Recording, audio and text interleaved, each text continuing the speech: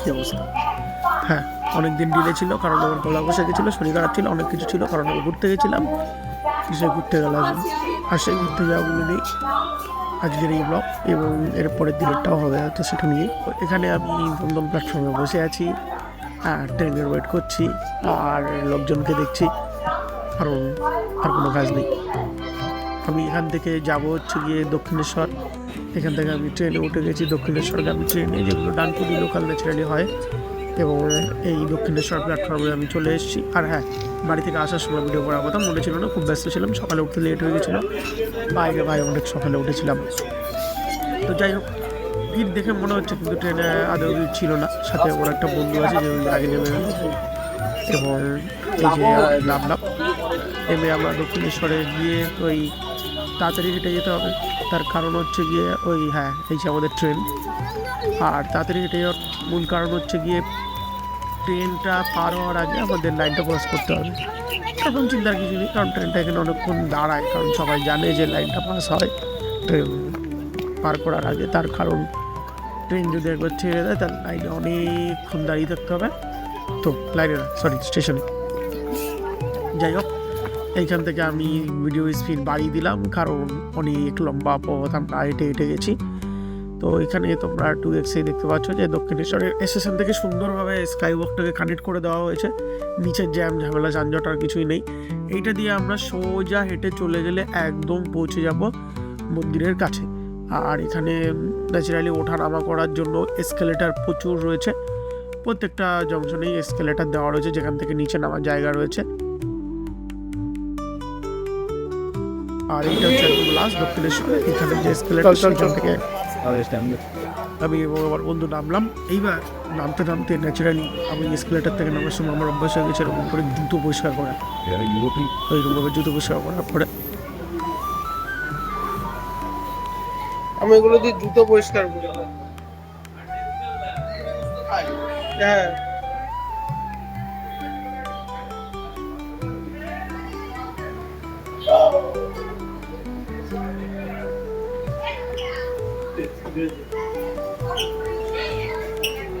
আমরা নিচে পৌঁছে গেলাম।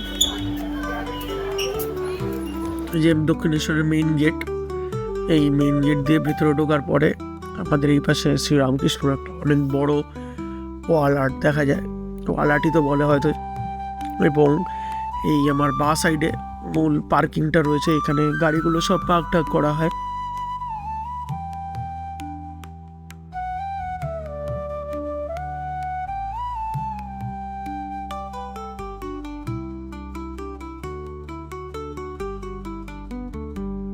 নর্মালি আমি চেষ্টা করি বছরে 2বার করে দক্ষিণেশ্বরে আসার, তার কারণ আমার একটু ব্যক্তিগত কিছু ভালো টাইপের রয়েছে।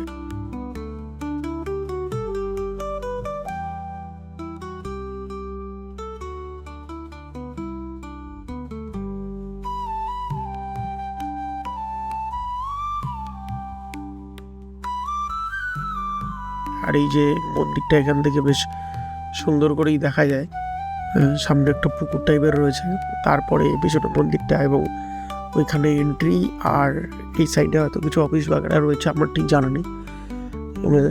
সোজা চলে গেলে আমাদের পুরো মার্কেট, মন্দিরটা এখান থেকে বেশ ভালোই দেখা যায়, পুরো মন্দিরটার ভিউটাই পাওয়া যায়।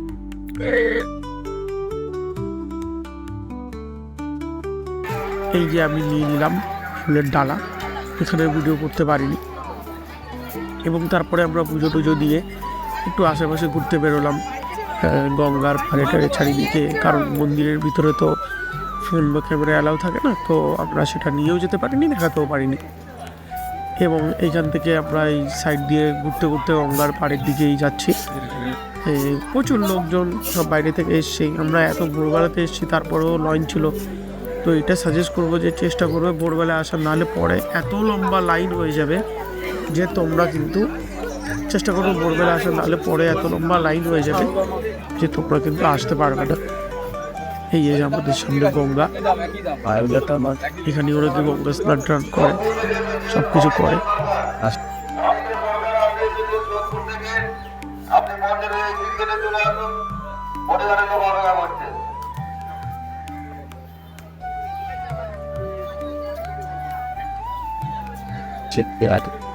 এটা হচ্ছে শ্রীরামকৃষ্ণের থাকার জায়গা। তো ওইখানে সবাই বসে ছবি টবি তোলে। ওপরে জুতো পরে ওঠা যাবে না, এই সিঁড়ি অব্দি সবাই যেটুকু ওঠে সে। আর আমি ভেতরের দিকটা ঢুকিনি, ভেতরে রামকৃষ্ণের বিছানা কল্পে সেগুলো লেখা রয়েছে।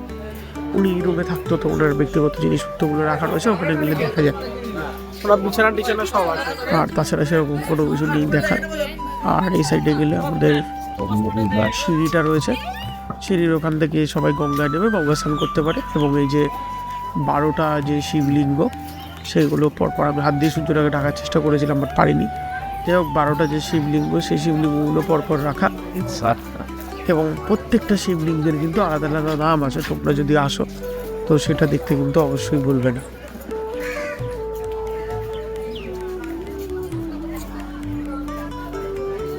সে ঘোরাটোরা সব শেষ হয়ে যাওয়ার পরে আমরা একটু এলাম খাবার খেতে, দক্ষিণেশ্বরের ফেমাস কচুরি।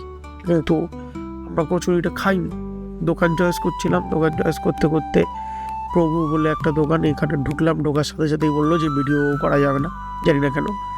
তো যাই হোক, তারপরে আমি ছোলে ভাটুরি অর্ডার করলাম, ভেবেছিলাম ছোটো হবে, পাঠানো বড় হয়ে গেছিলো।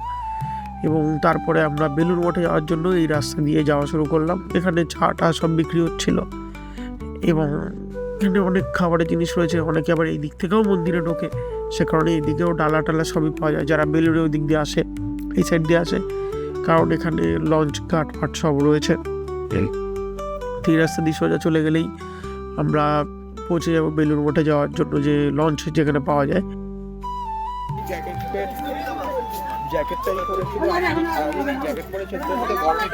এই জন্য তো আমি হুডি পরে এসেছি, সকালে একটু ঠান্ডা লাগলেও লাগুক। রাস্তায় কিছু একটা কাজ চলার জন্য প্রথমে ভেবেছিলাম মেট্রো, তারপরে দেখলাম যে না, অন্য কোনো কাজ চলছে, মিউনিসিপ্যালিটি বা কোনো কিছু একটা ম্যানুয়াল মতো কোনো কিছু করেছে। তো সেই কাজের জন্যই এই সাইড দিয়ে রাস্তাটাকে ঘুরিয়ে নিয়ে গেছে। তার জন্য কি হচ্ছে যে জ্যামটা আরও বেশি হচ্ছে, বাট এটারও দরকার। রাস্তা ঠিক হয়ে যাওয়ার পরে জ্যামটা কমে যাবে।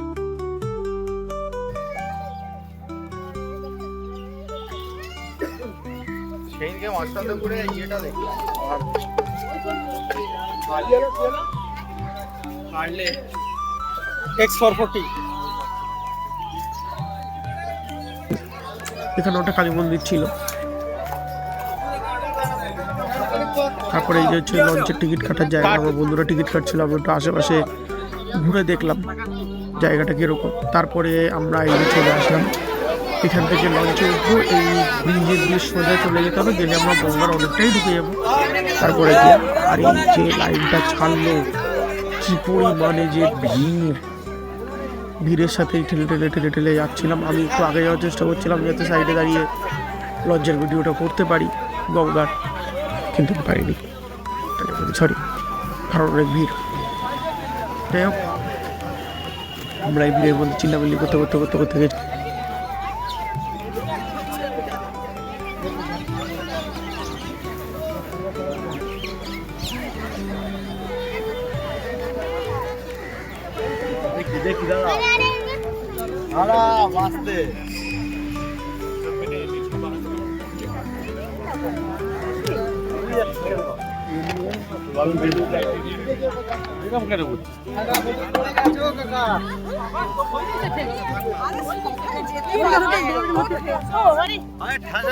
আর এই যে আমি ঝলসানোর থেকে আসলাম, জানি না কি করছি, কিছু একটা চাবাচ্ছিলাম, কিছু বলার সাহস এখনো হয়ে ওঠেনি। যেদিন হবে সেদিন ডাইরেক্ট লাইভ ক্যামেরায় বলবো। এই যে বালি ব্রিজ, এই ব্রিজটার উপর দিয়ে আমাদের ট্রেনও যায়, মানুষও যায়, এবং এই ব্রিজটাতে ভালোই প্রেশার থাকে। নর্মালি কলকাতা থেকে যেসব ট্রেনগুলো দিল্লির দিকে বা বর্ধমানের দিকে যায়, এই ব্রিজটা দিয়েই ক্রস করে। ডানপুরে যাওয়ার ট্রেনও এই ব্রিজটা দিয়েই ক্রস করে। তো ওই ব্রিজটা অনেকটা ভাইটাল ব্রিজ আমাদের কলকাতার ক্ষেত্রে। এই হচ্ছে বেলুড় মঠ।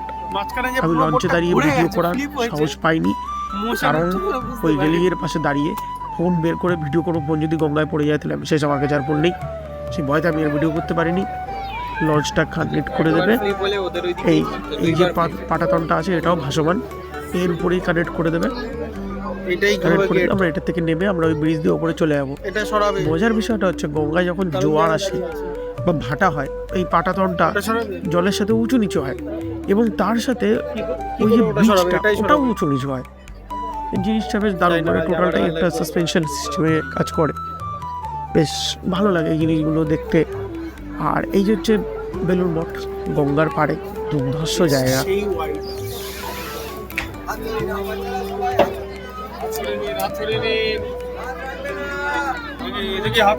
আমাদের খুলে দিল, এবার আমরা বেরিয়ে যাওয়ার পরে ওই লোকগুলো সব বেরিয়ে করে ঢুকবে, ওরা সব লাইনে দাঁড়িয়ে রয়েছে। একটু পরে আমিও এসে আবার এরকমই লাইনে দাঁড়াবো। যাই হোক, এখন তো ফাঁকা, বোঝায় যাচ্ছি। বেলুড় মঠ ওই যে দেখে মনে হচ্ছে কাছে, কিন্তু একটু রাস্তা আছে, বেশ খানিকটাই রাস্তা আছে, হেঁটে হেঁটে হেঁটে হেঁটে যেতে হবে। আর একটা ডোম বানাচ্ছে, আবার 20 বছর পর আসতে হবে। হিন্দু ধর্মের সব থেকে বড় মন্দির ইন্দোনেশিয়াতে, অ্যাংকর ওয়াট।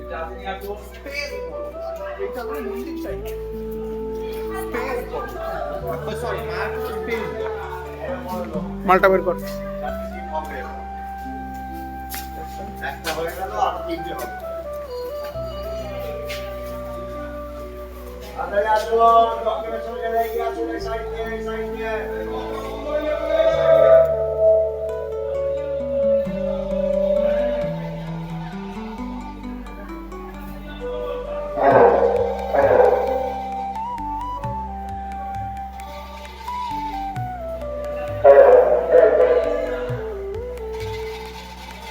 এটা হচ্ছে বেলুড় মঠে ঢোকার গেট। এই গেট দিয়ে আমরা ঢুকে গেলাম। তো ঢুকে যাওয়ার পরে এখান থেকে আমাদেরকে সোজা এই রাস্তা দিয়ে চলে যেতে হবে। এই রাস্তা দিয়ে চলে গেলে আমরা একদম মঠের যে মূল গেটের কাছে পৌঁছে যাব। এবং এটা মঠের ঠিক সাইড দিয়ে ঢোকে, মেইন ফ্রন্টের যে গেট সেটা এটা না, এটা সাইড থেকে ঢুকলে আমাদেরকে ঘুরে ফ্রন্টের দিকে যেতে হয়। এগুলো সব মঠেরই কোনো অফিস বা স্কুল কিছু একটা হবে, মঠেরই আন্ডারে সব। আমরা এখন টোটাল যে এরিয়াটায় রয়েছি এটা পুরোটা মঠেরই এরিয়া, বেলুড় মঠের এরিয়া। এই রাস্তা দিয়ে যেতে যেতে আবার বাঁ সাইডে একটা ধার্মিক স্থান, মহামডানদের ধার্মিক স্থান এটা। এবং এই রাস্তা দিয়ে আমরা হেঁটে হেঁটে চলে গেলে ডাইরেক্ট মঠে ঢুকে যাবো। 2x স্পিডে বেশ হাস্যকর লাগছে জিনিসটাকে, বাট এটা লাগছে। এই যে আমরা এই বেলুড় মঠে ঢুকে গেলাম, কোনো এন্ট্রি ফি বা আমাদের কোনো কিছু লাগেনি। এটা হচ্ছে মূল যে মন্দির, মানে মন্দির বলতে যার ভিতরে বেশ সুন্দর বসার জায়গা রয়েছে। মেইন যে গম্বুজটা, যেখানে এইটার ছবিটাই আমরা বেশিরভাগ দেখতে পারি। আমরা এখানকার যে স্বামীজি রয়েছে তার সাথে আমরা দেখা করেছি, বেশ ভালো লেগেছে। আর এই যে মঠের মূল মন্দির বেশ সুন্দর সাজানো, চুপচাপ, তাড়াহুড়ো নেই, চিল্লাবিল্লি নেই। জিনিসটা ভাবতে অবাক লাগে যে কলকাতার সব থেকে দুরন্ত ছেলে মিলে সে কলকাতার সব থেকে শান্তশিষ্ট জায়গাটা তৈরি করে রেখে গেছে। তো যাই হোক, আমরা তারপরে মঠটা ঘুরে এই মেইন গেট দিয়ে বেরোনোর কথা ভাবছিলাম। আমাদেরকে পুলিশরা বললো এদিক দিয়ে বেরোতে গিয়ে দেখি এদিক দিয়ে বেরোতে পারবো না। আবার ঘুরে আমরা উল্টো দিকে এলাম, সে আমরা লঞ্চের টিকিট কেটে এই যে লঞ্চের থেকে এই পাশে এসে আমরা আবার দক্ষিণেশ্বরে এলাম। দক্ষিণেশ্বর থেকে আমরা চলে আসলাম আদ্যাপীঠে। এটা হচ্ছে আদ্যাপীঠে আদ্যা মায়ের মন্দির। এখানে ঢুকে সত্যি বলতে আমরা মন্দির খুঁজে বেড়াচ্ছিলাম কোথায়, কারণ আদ্যাপীঠে আমি প্রথমবার এসে আমি বুঝতে পারিনি। এবং এখানে যেহেতু অনুষ্ঠান চলছিল এই জিনিসটা আমার কাছে আরও একটু অকওয়ার্ড হয়ে গেছিলো। তারপরে যাই হোক, আমরা চারিদিক ঘুরে টুরে মন্দিরটা খুঁজে পেয়ে ভগবান নমস্কার করে দেন আমরা চলে গেলাম পেট পুজো করতে ঔদি। তো ঔদে গেছি কী করে, আমরা ঔদে গেছি র্যাপিডোতে করে। আর র্যাপিডোর যে লোকটা উনি গাড়ি চালাচ্ছিল আর আমি পিছনে বসে ক্যামেরা উঁচু করে ভিডিও করছিলাম। র্যাপিডোতে কেন বেশি, আমরা দুজন বন্ধু ছিলাম, তাহলে এটা অনেকেরই প্রশ্ন হতে পারে। কারণ ওলা বা উবের দুটোতেই ট্যাক্সি রেট অনেক হাই ছিল। তারপরে মনে হলো যে র্যাপিডোতেই যাই, গরিব মানুষ, স্ট্রাগল হোয়াট এভার। তো আমরা র্যাপিডোতে করে গেলাম। ভালোই লাগলো যে ড্রাইভারটা সে একেবারে উড়িয়ে দিয়ে চলে গেল এবং আমরা অনেক অল্প সময়তেই আমাদের গন্তব্যস্থলে পৌঁছে গেছিলাম।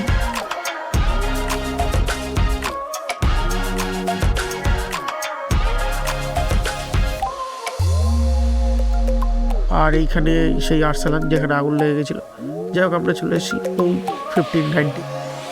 আমার খুব ইচ্ছা ছিল এখানে খাওয়ার, এবং ঢোকার পরেই জাস্ট তোমরা দেখো, আমি এই যে দরজাটা খুলে দেবে ওরা খুলে দিলে আমি যে ঢুকবে, পুরো টোটালি একটা আলাদাই টাইমে ঢুকে গেলাম। পুরো দুনিয়াটাই অন্যরকম। এখানে আমরা আমাদের নাম টাম সব এন্ট্রি করে দিয়ে ভিতরে আমরা চলে গেলাম।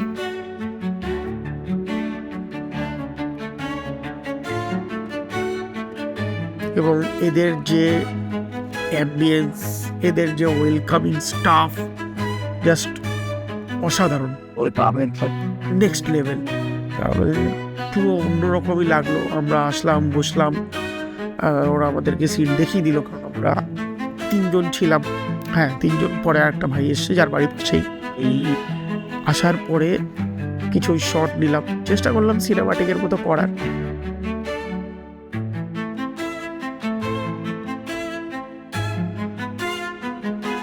এই বিরিয়ানিটা আমরা অর্ডার করেছিলাম, এইটা 2 সার্ভে হয়, মটন হান্ডি বিরিয়ানি। দুর্ধর্ষ লেগেছে খেতে, ওট বলে কথা। এবং ছিল একটা চিকেনের কি, আর লাস্টে আমাদেরকে দিল এরকম হাত ধোয়ার জন্য বাটিতে করে গরম জল, গোলাপের পাপড়ি আর এক টুকরো লেবু। হাতটা ধুতে বেশ সুবিধাই হলো। তারপরে দিয়েছিল এইটা এবং বিল। এটার মধ্যে টফি ছিল আর 3-4 রকমের জিনিস ছিল।